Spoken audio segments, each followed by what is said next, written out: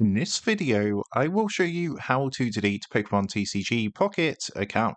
So let's jump straight into it. So here we are, as you can see on Pokemon TCG. Now to go ahead and delete your account, what you want to do is come down to the bottom right hand corner, press onto the three lines to open up this menu. Then what you need to do is come down to the bottom and press onto other. What that's going to do is take you to a page like this, and from here you want to press onto account. And at the very bottom, you're going to see an option to delete save data. So what you want to do is give that a press. And as you can see, it says here, if you delete your save data, you will lose all your data, including your record of play to this point, the items you own and your Pokegold. You will also no longer be able to play using other devices that you've linked an account to and that use the same save data. Now it's not possible to restore save data that has been deleted, and there's a few notes you can read through here. So if you want to go ahead and confirm, all you need to do is press the delete button from here. What that's going to do is delete your save data and effectively your Pokemon TCG Pocket account. So that is how to delete Pokemon TCG Pocket account.